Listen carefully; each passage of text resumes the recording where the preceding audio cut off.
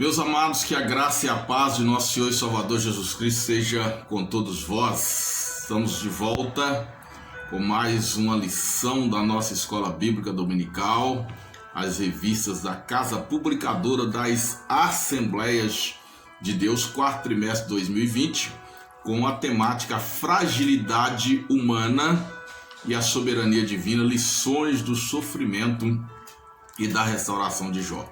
Dessa feita nós estamos aqui estudando, meditando na lição de número 12, a penúltima lição desse trimestre. Estamos encerrando mais um ano, pela graça de nosso Senhor e Salvador Jesus Cristo, um ano muito difícil, muito complicado, mas até aqui o Senhor tem nos ajudado e a gente continua firme na esperança da vinda de nosso Senhor e Salvador Jesus Cristo. Portanto, vamos meditar um pouquinho na lição de número 12, que tem como título Quando Deus se revela ao homem. Quando Deus se revela ao homem. Um momento muito especial, quando depois dos empates, depois de todo o sofrimento, de toda a discussão dos sábios, os amigos de Jó, com o próprio Jó, agora a voz do Todo-Poderoso se manifesta.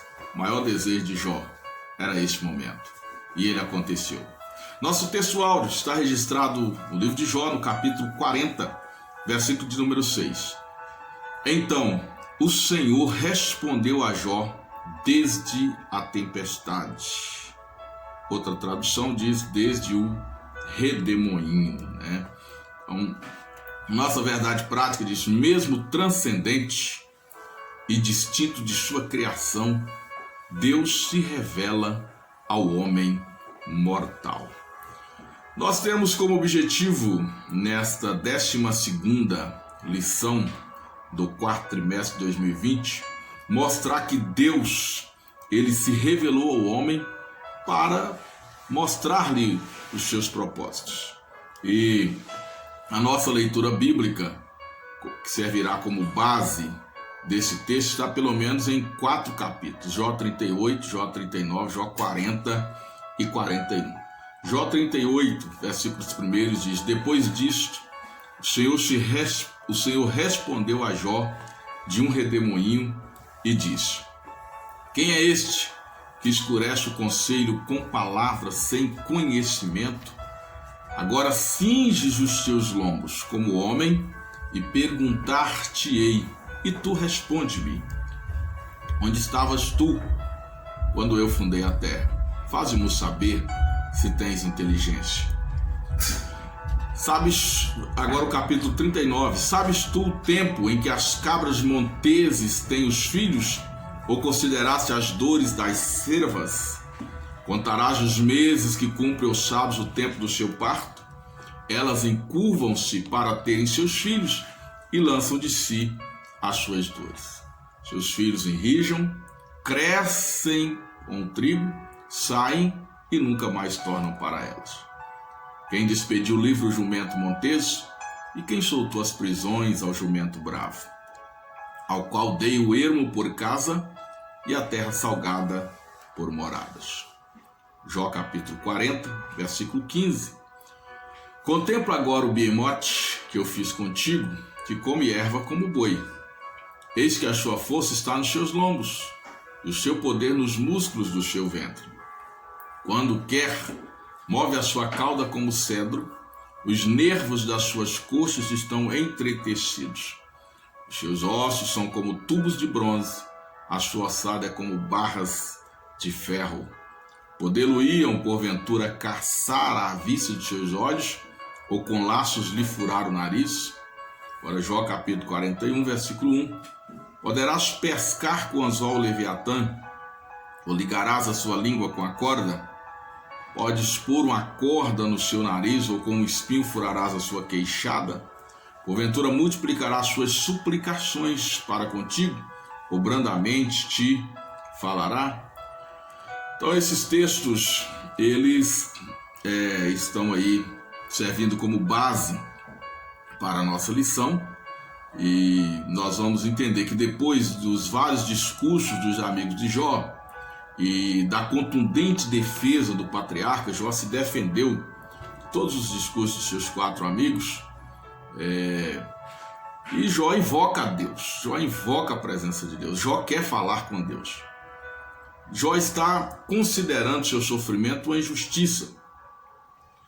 E é exatamente depois, porque o texto vai dizer depois dessas coisas, ou depois disto, ou seja, depois do discurso de Eliú, que foi o último discurso, e depois da defesa de Jó, que faz comparações com a justiça de Deus, e de uma certa forma ele considera que Deus está sendo injusto, porque ele vê o ímpio prosperar, e ele, que era justo, estava padecendo tanto sofrimento.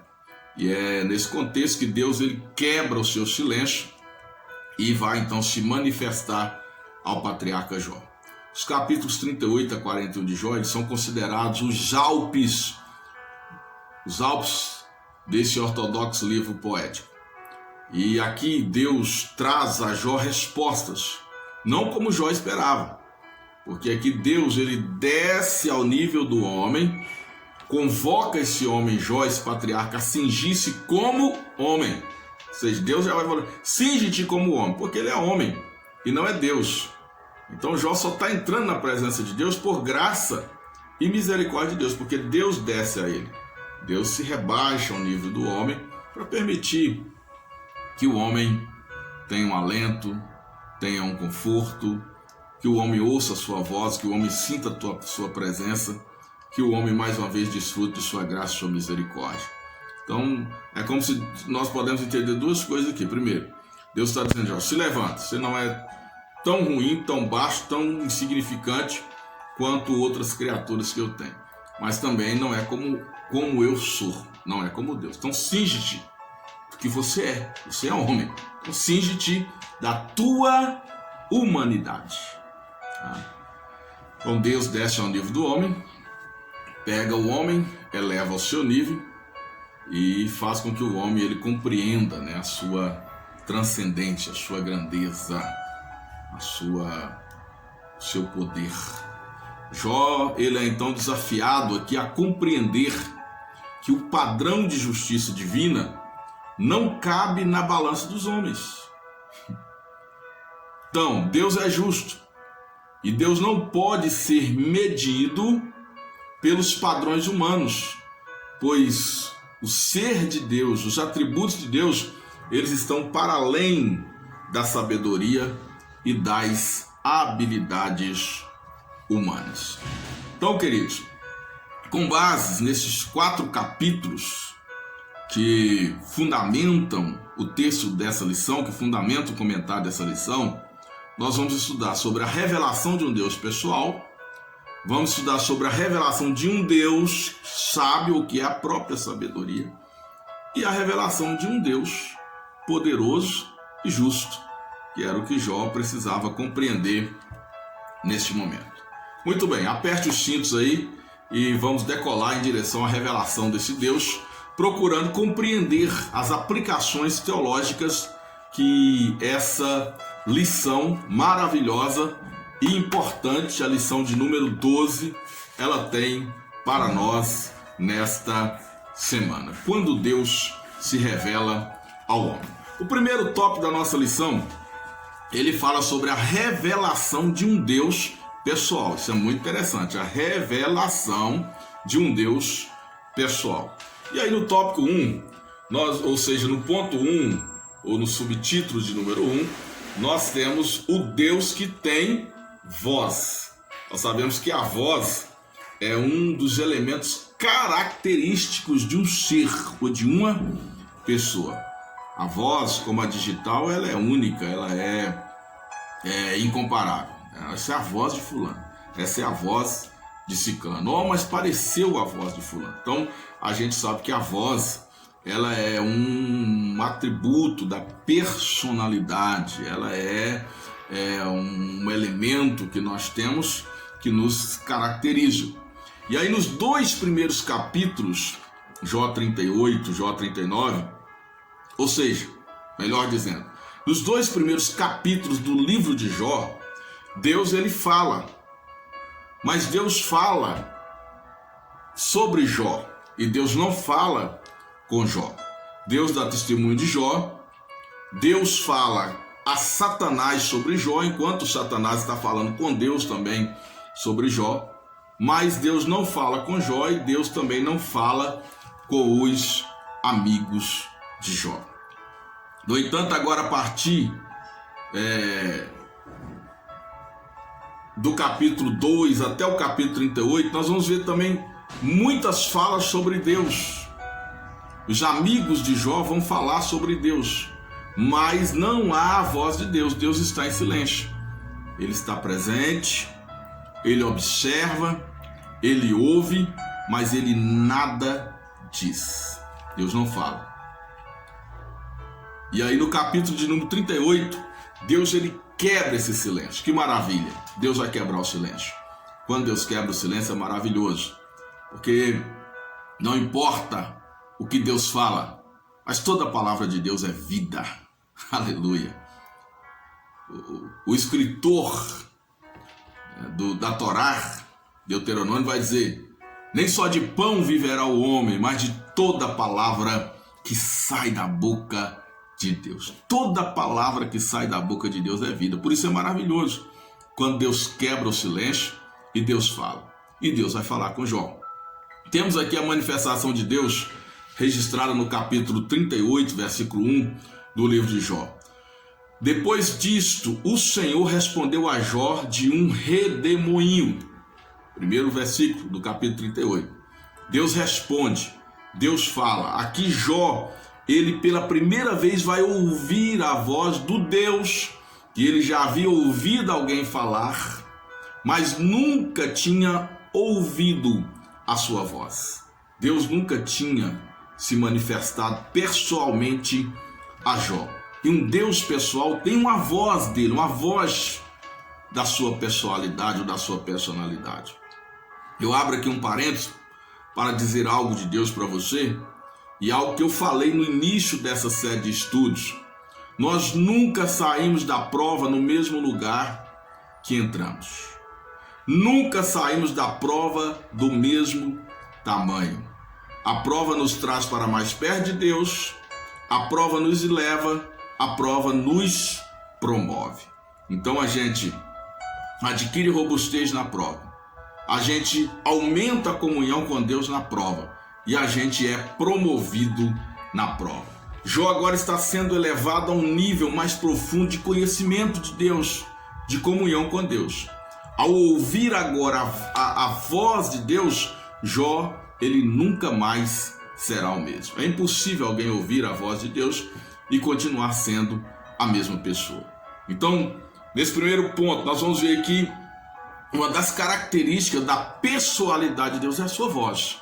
Ele fala a Jó, ele responde a Jó, ele inquire a Jó do meio de um redemoinho. Aí nós temos o ponto 2, falando sobre a poderosa manifestação de Deus. E aí a gente vai gravar a palavra-chave que é manifestação.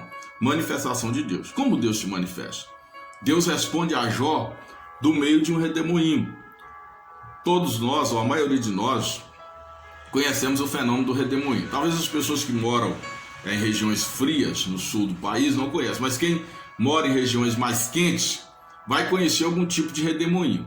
E quem acostuma também navegar em águas profundas do mar, do oceano, ou que observa os fenômenos, pode também conhecer, porque existe um tipo de redemoinho que se forma nas águas marinhas ou nos mares, formado pelos efeitos das diferenças de temperatura da água. Então, quando há um aquecimento, do tempo da água e essa troca de calor, ela pode formar ventos em formas circulares. Então, também nas regiões quentes, e principalmente onde há rios, pode acontecer a formação de redemoinhos, que são ventos circulares. Muitas vezes eles vêm carregar de poeira, saem levando areias, todos aqueles elementos sólidos que existem por aí, e esse vento ele traça um caminho ali em forma de círculo, tá? Quando menino, a gente via um redemoinho e queria entrar nele, queria brincar nele, e alguns até dizia assim, vem um redemoinho, e alguns diziam que era o diabo que estava passando ali, aquela coisa toda, coisas de crianças, brincadeiras, tá? Mas a gente sabe que o redemoinho, ele é formado por uma troca, né, de calor do tempo ali, e há uma formação de ventos em forma convexa, né, o vento se convergindo para dentro, formando ali um círculo, e ele adquire ali uma força muito grande, e ele segue ali então um caminho de forma circular. Então é o que o texto está dizendo. Eu prefiro essa tradução do redemoinho do que a tempestade, porque a tempestade ela é muito mais ampla, né? Então vem aquele vento, aquela tempestade, aquela coisa. Mas imagine que um redemoinho próximo a Jó, e ele tem essa capacidade, né, de permanecer ali num determinado lugar ou de fazer um caminho mais linear, e Deus vai se manifestar a Jó por meio de um redemoinho. E aí eu quero chamar a sua atenção porque nós vamos ver que o Antigo Testamento ele está repleto de manifestações onde a voz de Deus se ouve do meio de um fenômeno natural. Você olha o livro do Êxodo, a voz de Deus soou a Moisés do meio de uma sarça que ardia em fogo e não os consumia. Então, uma árvore que está ardendo em fogo, e era comum se ver sarça se queimar, arder em fogo, porque as temperaturas do deserto, quase 50 graus, a sarça, aquele arbusto seco, então se incendiava naturalmente ali com calor. Então havia ventos trazendo oxigênio, havia o combustível, que era a própria sarça, o comburente, que é o oxigênio, e o calor. Então, os três elementos para a formação do fogo, a sarça pegava. Só que a sarça se queimava, se destruía repentinamente. Mas o que atraiu Moisés foi exatamente porque a sarça não se consumia. Então, o grande mistério está que a sarça não se consome. Então, Moisés está vendo a sarça queimar e a sarça não se consome. Moisés se aproxima da sarça e ouve a voz de Deus. Outra vez se ouviu a voz de Deus no meio de trovões e relâmpagos no Sinai. Moisés também ouvindo a voz de Deus. Moisés ouviu a voz de Deus no meio da nuvem, no meio da coluna de fogo. E também Deus se apareceu em forma de humanos, como apareceu para Abraão, Jacó, como se manifestou a Gideão, a Manoá e tantos outros. Tá? Isso é ensinado na teologia como manifestações teofânicas ou teofania. O que é teofania? É uma palavra grega que vai significar que um Deus sobrenatural, transcendente, sem forma, porque ele é espírito, Deus é espírito, ele se utiliza de formas naturais para contactar os seres humanos, revelando sua personalidade. Então Deus se manifesta em formas naturais para revelar a sua pessoalidade aos seres humanos. E normalmente se conhece o vento, se conhece a sarça, se conhece a nuvem, se conhece o fogo, mas o que destaca ali é a voz de Deus que está saindo do meio daquele fenômeno natural. Então, a personalidade de Deus está ali representada na sua voz. Nós precisamos da voz de Deus. E Jó aqui ele tem o privilégio de ouvir e ver Deus. Deus se manifesta na forma de um vento circular, então ele está vendo Deus na forma de um vento circular ou de um redemoinho. E do meio desse redemoinho Deus libera o som maravilhoso da sua voz. Deus, ele tem se revelado ao homem, e quando Deus se revela, ele transforma, como transformou a vida do patriarca Jó. Jó era crente ao nível de ouvir, e agora se tornou crente ao nível de ver. Veja como a prova nos traz para esse aprofundamento, para esse crescimento da comunhão. Porque Jó conhecia a Deus de ouvir falar dele, porque Jó não tinha ouvido a voz de Deus. Jó ouvira falar de Deus. A tradição havia sido transmitida a ele, quem sabe por seus pais, por seus antepassados. Ele ouviu falar de Deus e creu nesse Deus, porque a fé vem pelo ouvir, e ouvir pela palavra de Deus. Então Jó tinha fé, Jó acreditava piamente, a fé havia se gerado no seu coração. Mas agora Jó, ele vê, ele tem dois sentidos do seu corpo, a visão e a audição, despertados, aguçados pela presença de Deus que agora fala com ele ali. Nós precisamos, queridos, entender aí que o ápice da revelação pessoal de Deus é Jesus o Cristo. Deus se revelou a nós e essa revelação ela saiu do nível da teofania, dessa manifestação de Deus em coisas naturais, e chegou ao nível da encarnação. Deus se encarnou em Jesus. Uma virgem conceberá e dará à luz um filho, e será o seu nome Emanuel, que significa Deus conosco, ou seja, uma encarnação de Deus. Então Deus se encarnou em Jesus Cristo para revelar a sua plenitude a nós. E por Cristo Jesus, a voz do Eterno ela ecoa na terra.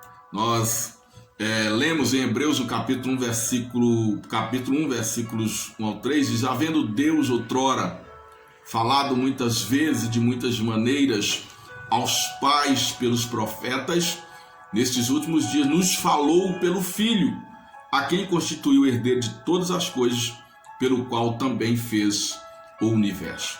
Ele que é o resplendor da glória e a expressão exata do seu ser, sustentando todas as coisas pela palavra do seu poder, depois de ter feito a purificação dos pecados, assentou-se à direita da majestade nas alturas. Então observamos aqui que o ápice da revelação de Deus é Jesus Cristo, o nosso Senhor, e ouvimos a sua voz falar conosco de uma forma poderosa. O terceiro ponto diz o Deus que está presente. Aqui voltamos ao conceito de transcendência e também de imanência. Deus é transcendente, mas também é imanente. Ele é superior à criação, mas ele não abandona a criação. O nome de Deus, Yahvé, no hebraico, traduzido por Jeová no português, vai significar o Deus do pacto, o Deus da aliança.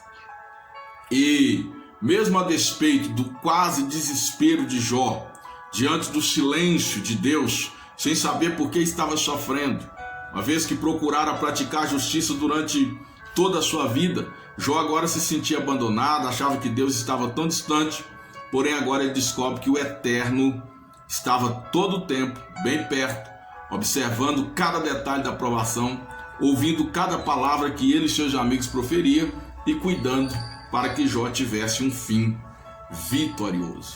Assim é Deus, esse Deus que não está ausente. Aqui nós vamos aprender que mesmo quando nós estamos cercados de sofrimento e males, que nos leva a pensar que Deus está longe, esse pensamento ele não é verdadeiro. Deus está perto nos momentos mais difíceis. O relacionamento com Ele é por fé e não por vista. Quando se busca Ele, como Jó buscou, nós seremos agraciados com a sua magnânima revelação.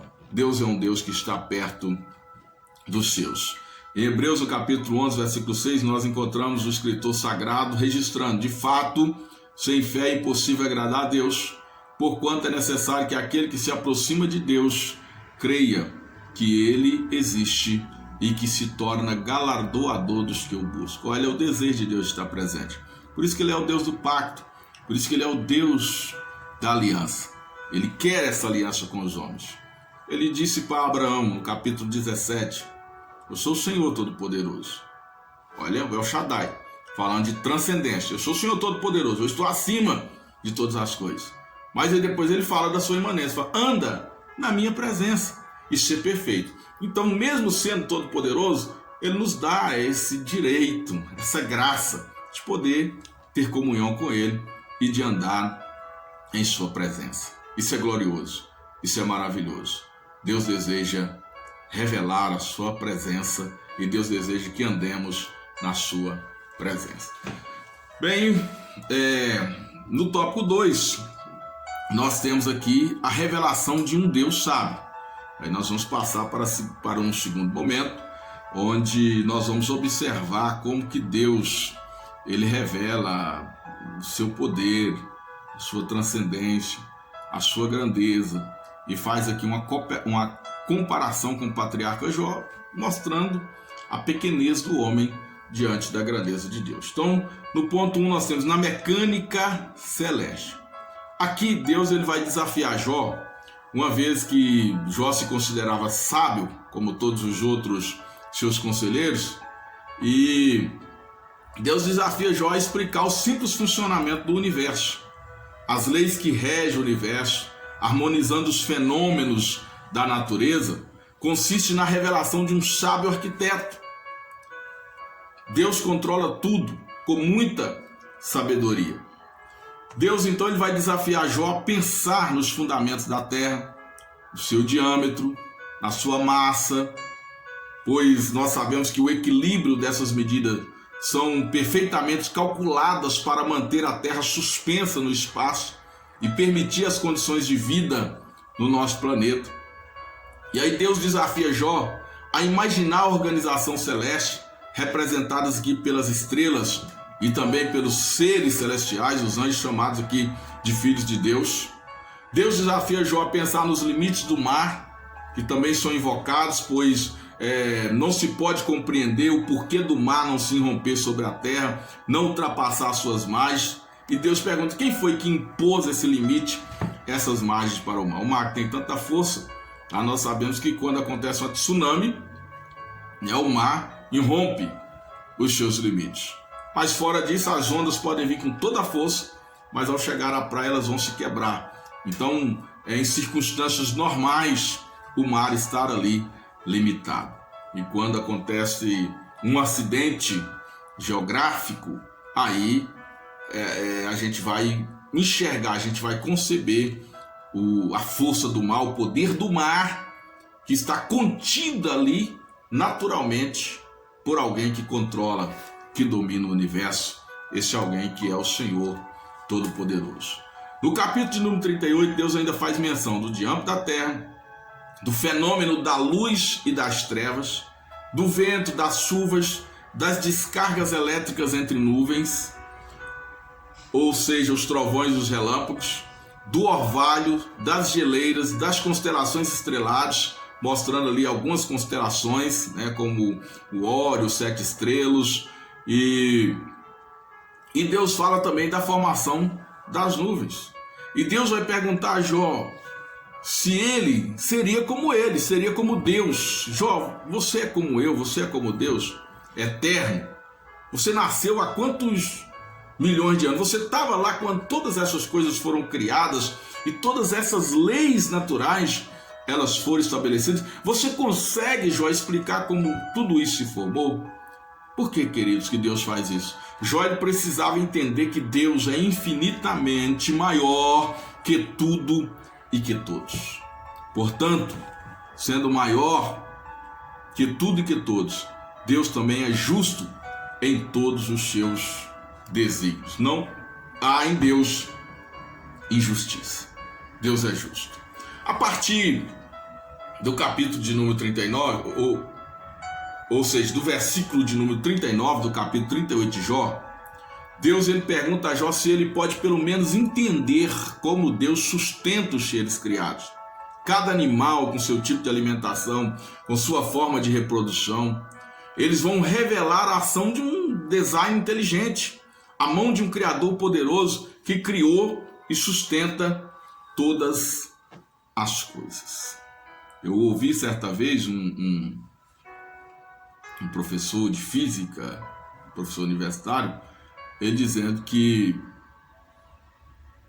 é mais fácil, surgir um vento, um redemoinho, de repente, e formar um Boeing 767 ali com todos os seus instrumentos de controle, tá? Na forma como se conhece os aviões, um Boeing, por exemplo, do que acreditar que o universo ele é obra do acaso, ou de que se formar o universo por um acaso ou por uma explosão, como querem fazer crer os pseudos cientistas, os falsos cientistas.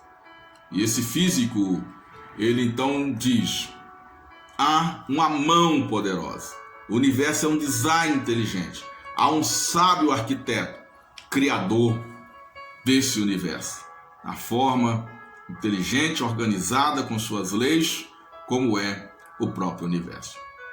Voltando aqui, Jó não tinha conhecimento de como vivem os animais, como poderia se elevar em sabedoria ao nível de Deus. Jó precisava então reconhecer e se humilhar diante da majestade divina, como todos nós precisamos. Somos como um grão de areia na praia diante desse Deus todo-poderoso, Criador do universo. O terceiro ponto do segundo tópico, que fala sobre a revelação de um Deus sábio, diz: na necessidade de conhecer melhor a Deus. Então, Jó tinha essa necessidade. Jó conhecia muito de Deus, porém o que Jó tinha a conhecer de Deus ainda era muito mais. Como todos nós conhecemos algo de Deus, e até conhecemos muito de Deus porque Ele se revelou a nós através de Jesus Cristo, mas o que nós temos a conhecer de Deus ainda é muito maior. É impossível a um ser finito conhecer plenamente o eterno, a ponto de se sentir no direito de questioná-lo, de julgar as ações de Deus. É lamentável, como vemos hoje, muitos que querem questionar a Deus, condicionando ao que está ao alcance dos nossos olhos, aos fenômenos naturais, aos sofrimentos que enfrentamos, e com isso até negar a existência de Deus. Como eu li, em um site, na internet, uns comentários, alguém dizendo: se Deus existe, por que tem essa pandemia? Esse é antigo demais, esses tipos de tolices, né? Essas coisas não podem medir a grandeza de Deus. Deus existe, e Deus está no controle de tudo, e a soberania dele, vontade dele, faz parte do controle dele também. E não adianta nem mesmo pensar digamos assim, em ataques ou em teorias de conspiração. Não. Deus está no controle de todas as coisas. Deus criou e Deus sustenta todas as coisas. Essas teorias de conspiração, elas são elementos terroristas para seres finitos como nós, que estamos aqui agora e daqui a pouco não sabemos se vamos estar. E por mais que a pessoa viva 100 anos sobre a Terra, ela tem a certeza que vai morrer. Então, que sentido faz essas teorias conspiratórias? Nós sabemos que Jesus é rei. E o que temos é que a terra será purificada e terra e céu serão a mesma grei. E Jesus vai reinar sobre tudo e sobre todos. Esta não é apenas uma teoria, mas é uma verdade que precisa ser pregada e ensinada e crida por todos. Deus, Ele é muito maior que tudo que podemos ver e sentir. Ele está na criação, mas Ele não se limita à criação. Ele se revela na natureza, mas a natureza não explica completamente. Ele é Deus. O universo é um detalhe da expressão do amor desse grande Deus. Jó, ele precisava conhecer a Deus melhor, e Deus lhe dá agora essa oportunidade.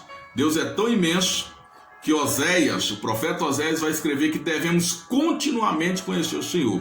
Oséias capítulo 6, versículo 3: conheçamos e prossigamos em conhecer ao Senhor. Nós seremos plenos desse conhecimento somente quando transformados num corpo glorificado, veremos ao Senhor como Ele é e na sua plenitude de glória. Esse dia será maravilhoso. Eu tenho essa esperança e quero que você também espere nisso, creia nisso, viva isso, porque esse dia chegará. Bom, o ponto 3 da nossa lição, o último tópico 3, diz a revelação de um Deus poderoso e justo. E aqui nós temos no ponto 1 falando sobre o Berremote e o Leviatã.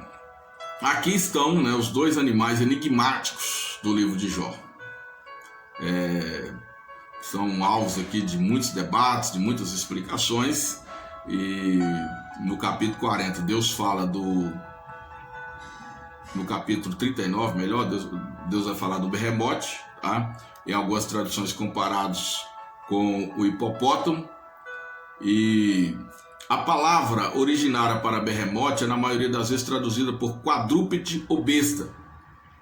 No contexto em questão, há algumas revelações específicas que vai dificultar o conhecimento desse animal, ou monstro, como alguns entendem.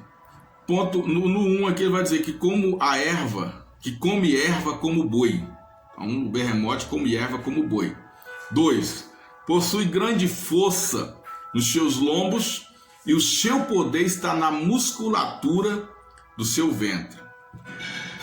3. Sua cauda endurece como cedro e os tendões de suas coxas são entretecidos. 4. Seus ossos são como tubos de bronze e seus membros são como barras de ferro. 5. Ele passa nos montes ao lado dos animais do campo. 6. Ele se deita debaixo das árvores sombrias, fica oculto entre os juncos e a lama e os salgueiros dos ribeiros o cercam. 7. O behemote não se assusta com a violência das águas do transbordamento dos rios. 8. Ninguém pode capturá-lo quando ele está olhando ou lhe furar o nariz e prendê-lo com um laço. Então aqui nós temos todas as características desse behemote, né? Comparado aí a um grande animal, e alguns sugerem que poderia ser uma espécie de hipopótamo. No entanto, devido a essa menção da cauda, muitos discordam. E aí os adeptos da teoria da Terra Jovem, eles veem aqui uma suposta menção dos dinossauros.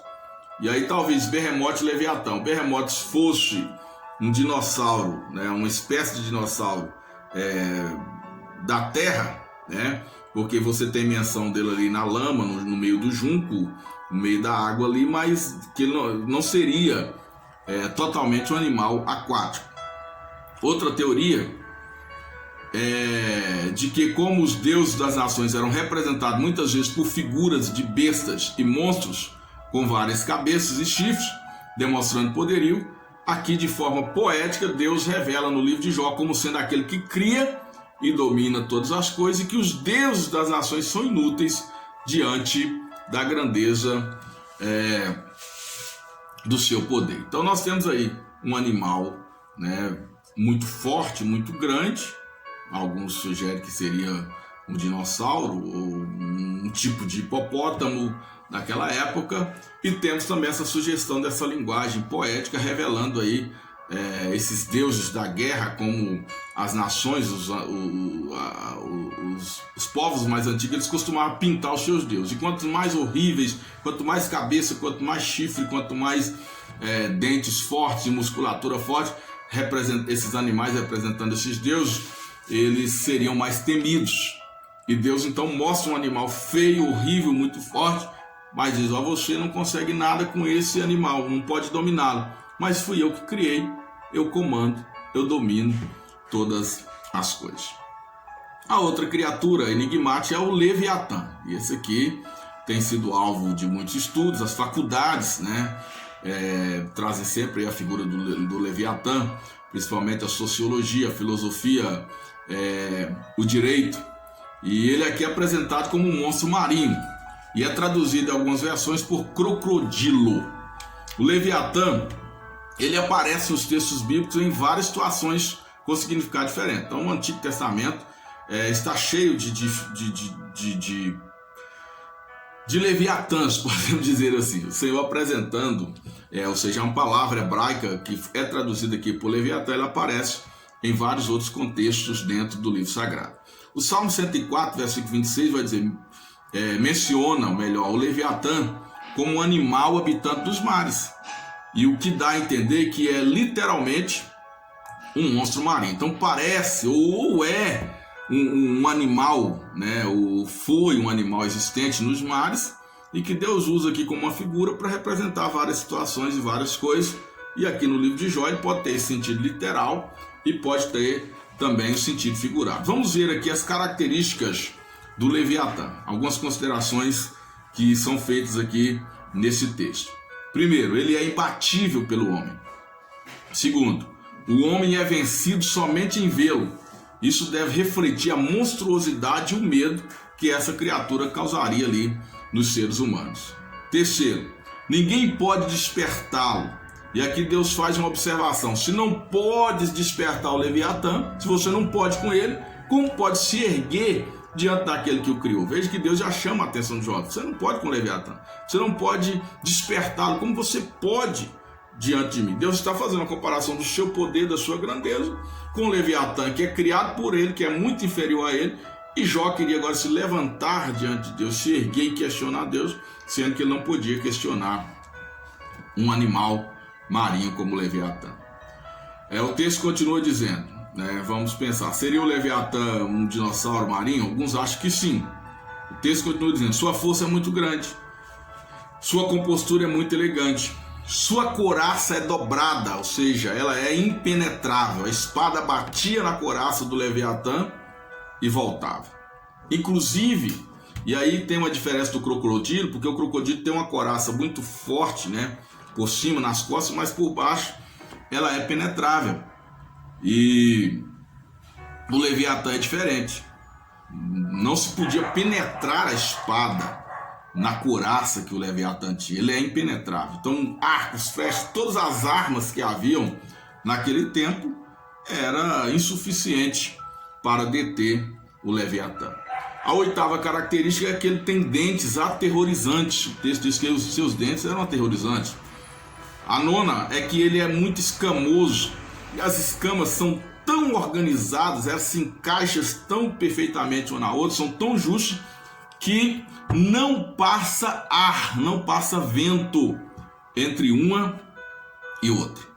E aí, outras revelações mais interessantes que o livro traz é que o Leviatã, quando ele espirra, ao invés de sair, né, água, coriza, como é no ser humano, sai uma tocha de luz, ou fogo. Saía aquela tocha de luz e alumiava, né, o espaço onde ele estava. 11, o 11º, caracteriza, seus olhos brilham muito forte. Então você olha nos olhos dele também, parece fogo, um brilho muito forte, difícil de ser encarado. A 12ª característica, da sua boca sai fogo. Imagine aquele animal soltando aquele, né, chumaço de fogo pela boca. Parece, né, coisas da mitologia, né, para o diabo, para os monstros que faziam esse tipo de coisa. Das suas narinas sai fumaça. E a 14ª característica é que ele é rei sobre todos os animais orgulhosos. Então, dos grandes, dos animais mais poderosos, dos monstros marinhos mais poderosos, o Leviatã, na verdade, era o mais poderoso de todos. Ninguém podia detê-lo. Inclusive o homem não tinha condição de deter o Leviatã. Bem, alguns estudiosos, eles dizem que uma espécie de dinossauros marinhos, ele teria tido a capacidade de armazenar um composto químico inflamável que era expelido como um mecanismo de defesa. Então, para explicar aí essa questão de expelir fogo pelo nariz, pela boca, fumaça pelo nariz, seria essa espécie de dinossauro marinho com esse composto químico inflamável que produzia essa espécie de fogo como defesa. A gente sabe que existe o peixe elétrico, né? O peixe elétrico, ele tem lá compostos dentro do seu corpo, dentro do seu organismo, que produz esse choque elétrico, que é um mecanismo de defesa. Então os animais possuem em si aí vários elementos que promovem essa defesa. Então é uma teoria aceitável, tá? Essa explicação aqui. Outra coisa que nós vemos aqui, o filósofo Hobbes, né, ele escreveu um livro com esse título, Leviatã, e ele usa essa figura bíblica do Leviatã para explicar, né, ou para teorizar a necessidade de uma forma de governo fundamentada num rei ou em alguém, num contrato, onde alguém tivesse um poder para dominar e para organizar, né, a sociedade. Uma vez que o Hobbes, ele é aquele que vai dizer que o homem é o lobo do homem, ou seja, o ser humano, ele tem um instinto muito violento e em seu estado natural vai haver uma guerra de todos contra todos. E o Leviatã, então, ele seria um sistema de pacto onde alguém com muita força produziria, nesse caso, a paz social. Então ele tira desse contexto do livro de Jó essa figura do Leviatã como alguém que domina sobre os demais e todos precisariam respeitá-lo. Essa seria a teoria do Hobbes a respeito do Leviatã, o poder de governo. Quem pode despertá-lo? Quem pode se levantar contra ele? Ele é impenetrável, ninguém pode mexer com o Leviatã, então todos precisam respeitá-lo. Sistema de organização, né? Pois é, então nós temos aí um sistema de organização social ensinado pelo Hobbes através da figura do Leviatã. Porém, a moral do texto bíblico é: se o homem não pode com essas criaturas, como poderia com Deus, que as criou e as domina? Só existe uma alternativa: submeter ao Senhor e reconhecer a grandeza do seu poder. Isso é o que Jó deveria então fazer, certo? Bem, para concluir, queridos, para terminar, nós temos o ponto 2, fala sobre justiça e graça. Deus, ele desafia Jó, mostrando que ele não era capaz de lidar com essas criaturas monstruosas, chamadas aqui de Behemoth e Leviatã. Como ele poderia tratar de uma sociedade complexa, com tantos dilemas diferentes? Deus, ele mostra a Jó que ele está equivocado quando pensa que Deus inverteu a justiça para consigo, considerado justo, e o ímpio. Deus mostra a Jó que a sua capacidade intelectual, sua sabedoria, ela é ínfima diante da grandeza de Deus. Portanto, os padrões de justiça de Jó não podem se equiparar aos padrões de justiça de Deus. Assim restaria a Jó confiar na graça, que é o favor imerecido de Deus. Ele exalta quem ele quer e abate quem quiser abater, independente da avaliação que fazemos de nós mesmos. E por essa graça, Jó ele seria justificado mediante a fé. Somente a maravilhosa graça do Eterno pode nos justificar diante dele. Nossos atos de justiça, como diz Isaías, são como trapos de imundícia. Seu amor manifesta sua graça e por ela nós somos justificados. Então somos eternos dependentes da graça de Deus. Não era diferente com Jó. Não era o seu sacrifício, não era o seu padrão de justiça que o colocaria em uma posição de destaque, de privilégio diante de Deus, mas a própria graça e a misericórdia de Deus sobre ele. Amém, amados? Então Deus, ele é tão maravilhoso que em meio à turbulência, à exaustão de Jó, ele quebra o silêncio e se revela como Deus que a tudo cria e a tudo sustenta. Mostra a Jó que apesar da insignificância do homem, em parte, diante da própria criação, Deus lhe prioriza.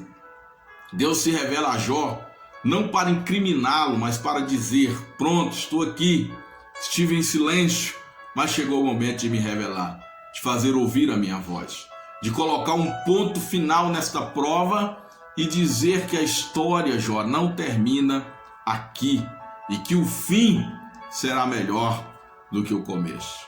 Porque daquele que você antes tinha ouvido falar, agora se revelou a ti, para que seus olhos o contemplem e reverenciem sua majestade, podendo louvá-lo, conhecendo a majestade do seu ser. Esse é o Deus que nós servimos. Ele é glorioso, ele é maravilhoso e ele se revela a nós. Ele pode até ficar em silêncio por um momento, mas ele não ficará para sempre em silêncio. Ele manifestará a sua voz. E a voz de Deus é o melhor que podemos ter dele, porque a sua voz vem para nos amparar, vem para nos consolar, vem para nos trazer vida. Deus abençoe sua vida, fique em paz e até a próxima lição, se Deus quiser.